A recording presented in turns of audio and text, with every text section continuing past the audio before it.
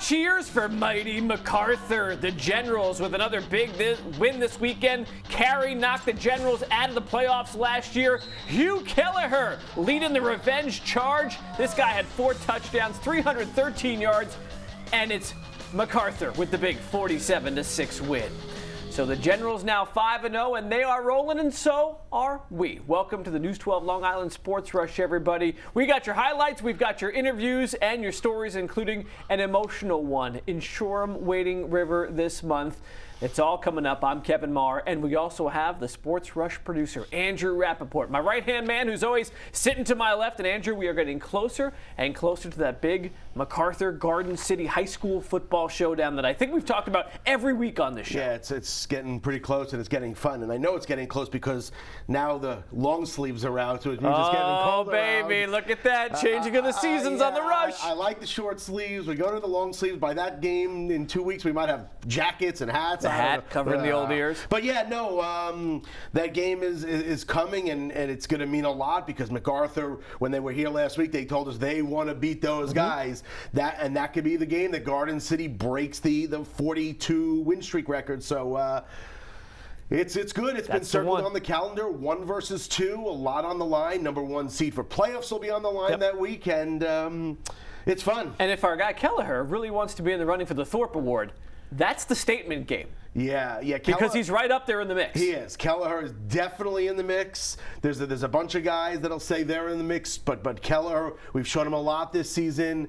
Sensational. Maybe you can give the whole team award to Garden City. Hey, absolutely. Why not? But no, Kelleher is doing it, and I don't see him slowing down at all. Just the way we showed that run, just the way he standing fights up. off, yeah. And even this week, he gets the guy, he gets in the end zone, he gets the defense. Get off me, don't touch me. So a couple weeks away from the big matchup, and we'll see. How about we show some highlights from this weekend's matchups? Let's start with William Pickett and his Southside Cyclones. They hosted Wantagh on Friday night. Final minute of the opening half. We're tied at 7. The Warriors looking for more, but Richie Patron says, sorry, go look someplace else. The pick on the goal line, and it's tied at the break.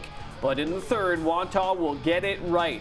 Peter Del Gaius to Ryan Carlo. That's a long pass for a 25-yard hookup. The Warriors up 14-7. Southside answers back later in the quarter when Pickett finds Brady West for a 26-yard score, his second passing touchdown of the game, and cue up a nice big old chest bump.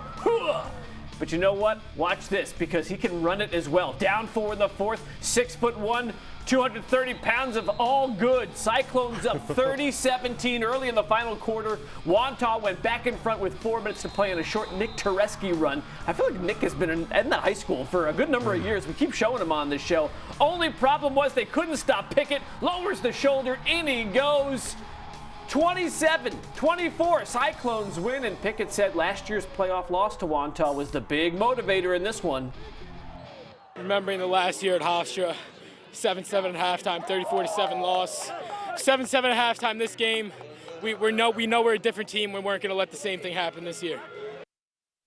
When you talk Southside athletics, you don't think football, right? No. They're lacrosse, they're good track. Soccer. Yep. But Pickett's a big dude. Pickett's a good dude. And I have to admit, when I saw the preseason rankings came out and I saw they were a 2 seed, I was like, okay, they must be pretty special, but I was a little skeptical. But they're good. They are good. They're good. And that quarterback, Pickett, a dude that size, 6'1", what do we say, 220? That's like a running like a fullback, right. And he's blasting people as a quarterback. Pretty good. And we talk about games that will really mean a lot. Southside Plain Edge coming up on the schedule. That should be a good one. The unbeaten Red Devils, by the way, they pummeled Roosevelt this weekend 42-0. So good job by them. And maybe one of those teams will play Sayville in the Long Island Championship because the Flashes continue to roll. Down 9 in the second half, the Comstock Brock Murtha brings them a little closer. It's a 16-14 game. But Jaden Martinez was not going to let his Warriors roll over that easily. First play of the fourth quarter, a little shorty run pushes the lead back to 23-14. But just like they did against East Islip last week, that's when Jack and Brock take over. Cheshire to Murtha, nice grab there. It's a 26-yard hookup. Sayville gets their first lead of the game. It's 27-23, and just for good measure, Murtha, once again, we talk about award winners, Rep. You got to put this kid in the mix. He can do it all. totally. Bertha is definitely in the conversation for a Hanson Award. Sayville comes back and wins 34-23, but Brock wasn't so happy about this one. We do this every game. It's kind of getting old. We play crappy the first half, and then we come out and win it in the end, but we got a lot of stuff to fix, and we got a lot of stuff to work on. You want to talk about a soundbite right there that sums up the type of competitor Brock Bertha is. Right there, great win. We're not satisfied. Yeah. We got to do this the easy way. Most people would be ecstatic over a come-from-behind win 2 weeks in a row on the road to get a win like that. But no, I mean, Sayville doesn't want to win like that. I mean, Sayville wants to win their style of football. So, yes, of course, they'll take those 2 wins, but they're undefeated, and their star player says, we have work to do. So that's a good guy. Right. When the main guy on TV says, I'm not happy, I don't care. Any player on that team sees that and goes, oh, yeah, he's probably not that happy. And remember, he's the guy that does anything for the team, takes himself out of the quarterback position so he can hit people, right? Like he told us, play defense. Wide receiver, play defense. And now he's saying, hey, guys, we got to clean it up. We're undefeated. We have 2 nice wins, but it's not good enough. Yeah. So it's going to be fun. That's a good team over there. And to get Sayville back on top, we shall see in a few more weeks. All right, Kings Park visiting Rocky Point, and what a start it's been for the Eagles, unbeaten coming in. Devin Klein trying to keep it that way. That ties the game at 14 in the second. But the Kingsman offense goes off in the second half. Nico Laviano bobbing, weaving, and then he would be pushed out at the 1. He had 194 yards rushing. They would score on the next play to take a 21-14 lead. Still in the third, Mike Ingrafia runs the option, and apparently he's like, dude, I'm the best option. Way to hit your own guy right there. 5 touchdowns, 207 rushing yards for him. Big win for Kings Park. They take this one by 20. West Hampton visiting Hills West, my school, in a battle of 1-loss teams. Third quarter, Jaden Alfano St. John caps an 80-yard drive, puts the Hurricanes up 14-7. The Colts trying to answer late in the quarter, but Paul Boutine wasn't having any of it. The interception in the end zone and runs it back 14 yards for good measure. That ends another Colts opportunity. And then with just over 6 minutes to play, it's Alfano St. John one more time, 177 yards and 3 touchdowns in all, as West Hampton goes on to win 21-14. All right, so West Hampton back in the championship mix. Now, we're starting to see the cream now start to rise to the top here after 5 weeks. And once again, West Hampton's right up there. And Alfano St. John is another one of those guys. Yeah, they keep producing them out there, those Hurricanes. We talked about it last week on this show that, wow, can they have 3 Hanson Award winners in a row? It's certainly possible. Yep. And he is he's a stud. There's no other way to describe it. He's a stud. He can run, he can catch, he can play football. So good job by them. Listen, hurts a little, takes down my alma mater, but that happens every once in a while. Okay, but no, that's the Hanson Award is going to be very interesting. I know it's still early. I was just about to go there. It's still. By the way, we don't have a vote. No, we don't.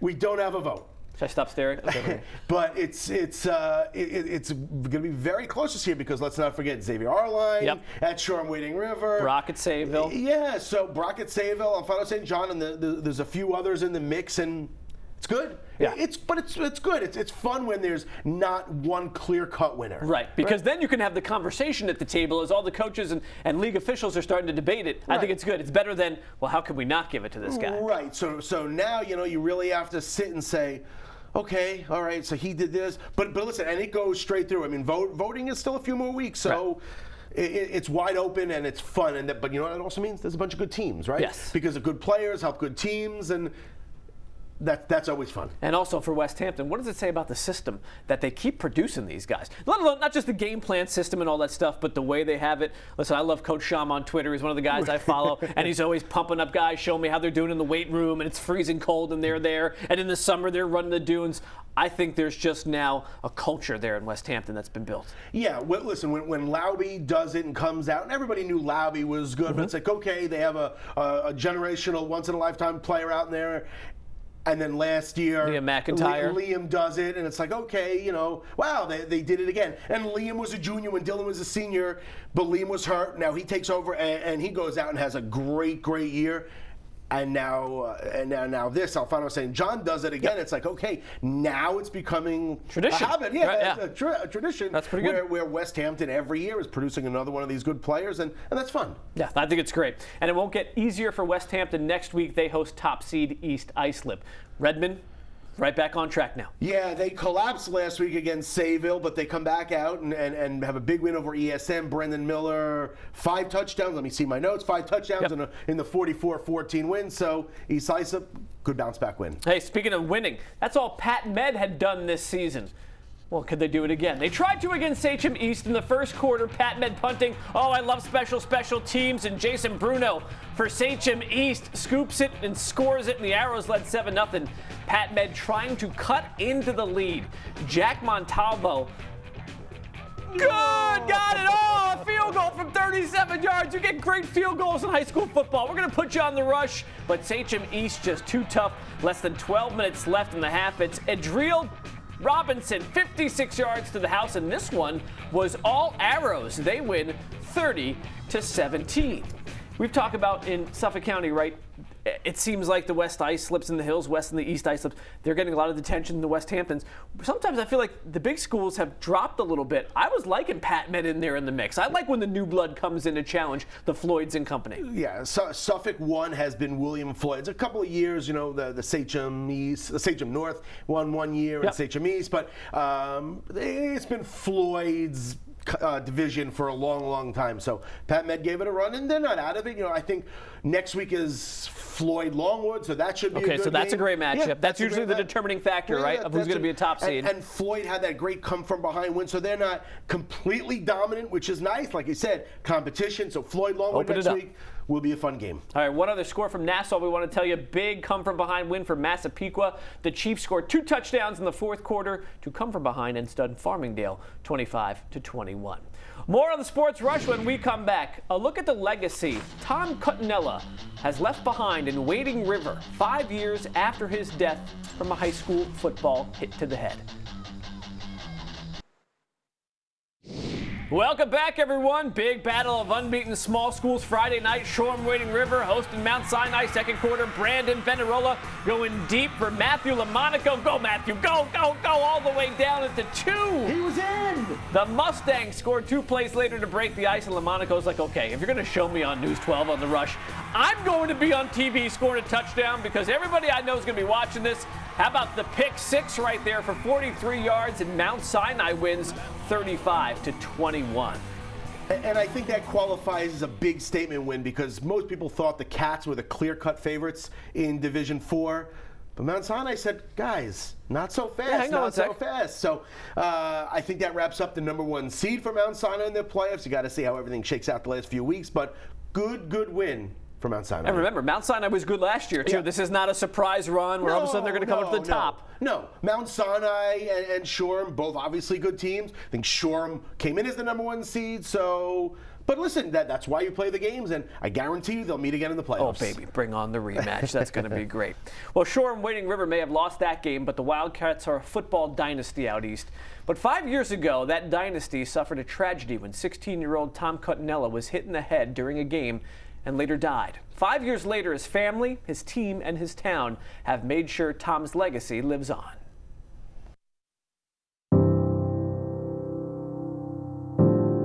He was different and he was special, and it makes me feel proud that people want to remember him.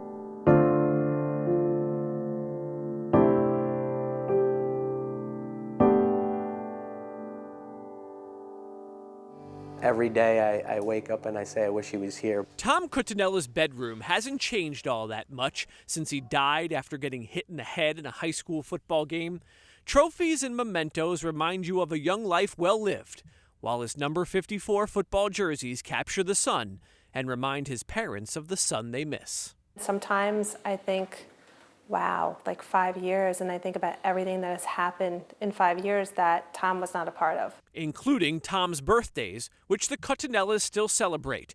This year was a biggie. Tom would have been 21. What would be like this next chapter of his life? Where would he be? Instead, they cherish how Tom's memory has lived on in their Wading River home and hearts, and they are touched at the way he is remembered by others too. At Phil's restaurant in the heart of town is the Wildcats Hall of Fame.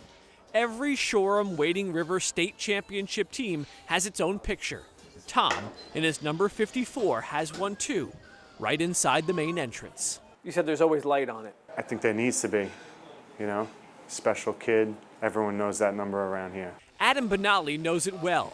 Adam's been the Cattanella's barber for years and said he watched Tom grow into a young man. They used to ask him, Tommy, how many waffles you have today?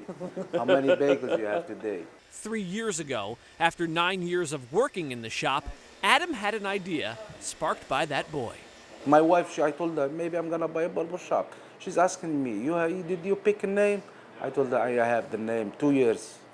I know the name. It was in your heart? Yes. And so, with the Cattanella's blessing, Barbershop 54 was born, and Tom's memory lived on with every cut. Tommy is alive. Tommy is in our heart. Tommy is like a kindred spirit. Exactly. Yeah. It's humbling to know that our town has been so supportive in wanting to, share him with them as well. But the place where Tom's legacy lives the most is at a Wildcats football game night. It's just crazy to see, 5 years later, how much he's still here. The monument to Tom, put up 2 years after he died, is a bit faded and worn now.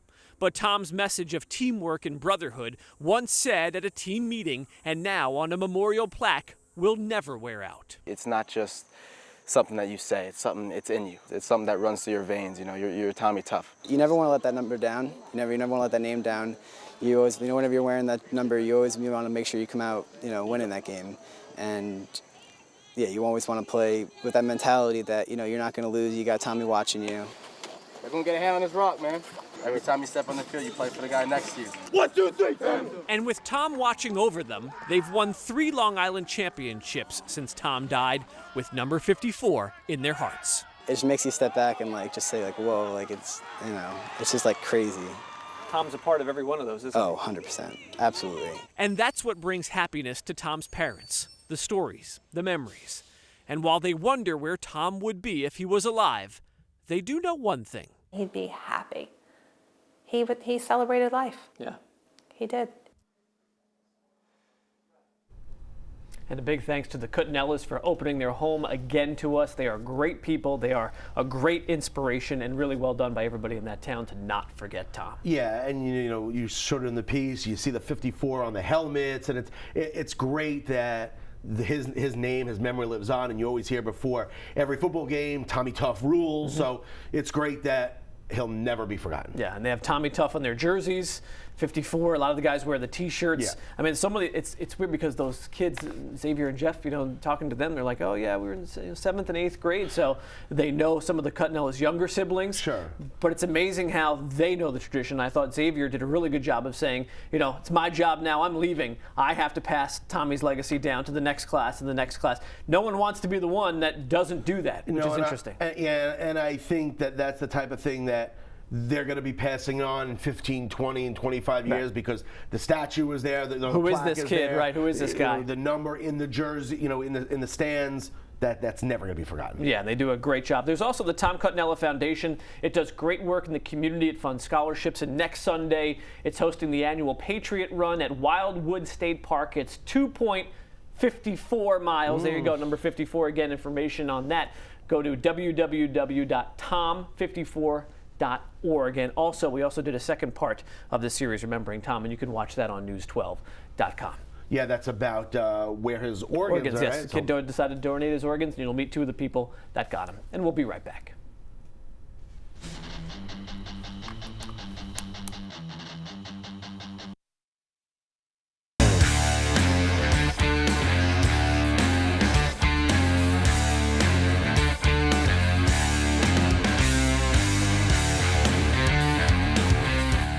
Welcome back to The Rush, everyone. Big win for Chaminade this weekend in the Catholic League. The Flyers scored 1 touchdown in every quarter to top Kellenberg 28-26. They're unbeaten in league play this year, something that cannot be said for St. Anthony's, which is the ultimate head scratcher.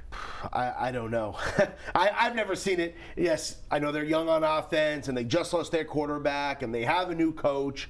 But that's the ultimate Long Island dynasty, right? It's really, really strange to see St. Anthony's with 5 losses in their first 6 games. I just don't know. It's weird, it's strange, but we got to show it to you. Their latest loss came Saturday against Iona Prep. The Friars offense just struggling big time. This is a tackle for a loss that just stalled the drive. They were going nowhere, and the Gales offense didn't need to do too much in this one. Jarrell Washington going to rush it right up the gut for a touchdown. That turned out to be the game winner, and the Friars lose this one, a shutout. To make it even worse, 21-0. And the Friars are going to want to forget about that one, but don't forget about us on social media. Yeah, we're on it during the week at Sports Rush N12 on Twitter and Instagram, or check us out on the News 12 Sports Facebook page. We'll put up some highlights of the other sports games, high school games we go to during the week. We put up some West Babylon soccer last week. That did pretty well, so go Eagles. As for us, where are we going next week for high school football? Whoa, big rivalry game on Friday, Farmingdale-Freeport. We talked about the Farmingdale earlier in the week, but Freeport, earlier in the show. Freeport, though, is just incredible. Yeah, legit. And Saturday, a South Shore battle. West Islip, Lindenhurst. That should be a fun one. Both undefeated. We shall see. So if you see Rap, say hi, but we have to say bye-bye for now.